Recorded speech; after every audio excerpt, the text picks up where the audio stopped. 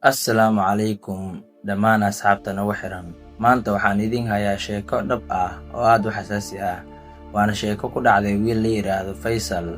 Waxay ahayd dhacdo naxdin leh oo Faysal qabsatay isagoo 7 sano jira, taasoo ilaa hadda xasuusteeda ka qaado cabsi iyo argagax.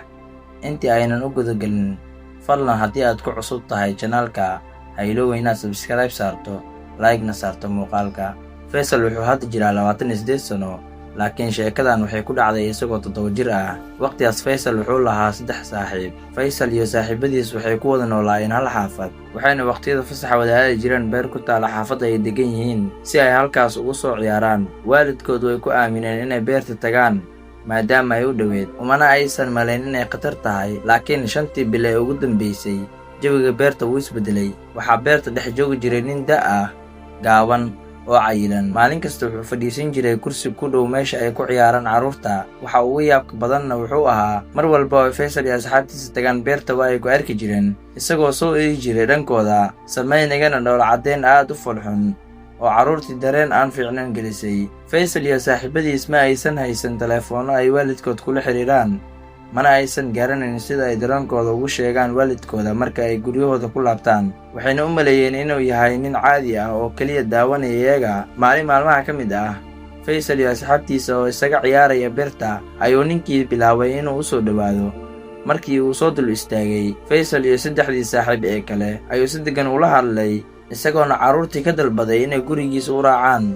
Wuxuuna u sheegay markii ay gurigiisa wada tagaan inay ciyaari doonaan game. Qofkii geemkaas ku guulaystana wuu heli doono eey yar oo qurux badan oo guriga u jooga. Faysal iyo saaxiibadiis kama aysan shakinin ninkaas, wuxuuna u muuqday nin naxariis badan. Waxayna go'aansadeen inay u raacaan gurigiisa. Kadib markii ay ninkii daba socdeen 10 daqiiqo, waxaa waddada agtooda soo maray gaari booliis ah oo si tartiib ah u socday. Ninkii booliiska ah ayaa soo eegay carruurtii oo ninkii la socda. Ninkii ayaa bilaabay inuu ku amro carruurtii inay si degdeg ah u socdaan si ay si dhaqso ah u gaaraan gurigiisa. Waxay carruurtii bilaabeen inay si degdeg ah u daba socdaan ninkii, laakiin nasiib wanaag, gaarigii booliiska ah ayaa gadaal u soo noqday.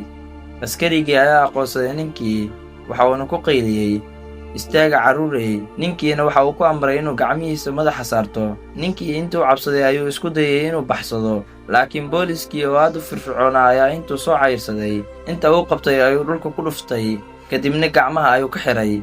Faysal iyo asxaabtiisii way qaboobeen cabsi darteed, laakiin askarigii ayaa u sheegay inaysan ka baqin.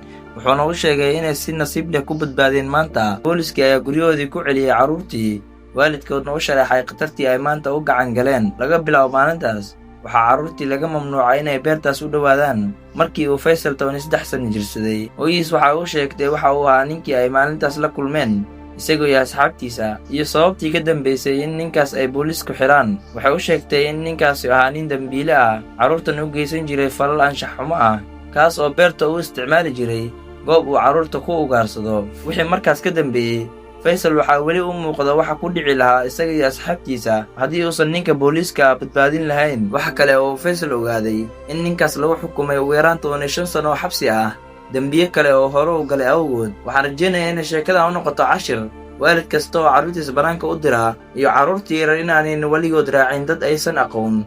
Fadlan sheekadan la wadaag qoyskaaga iyo asxaabtaada si ay u digtoonaadaan mar walba.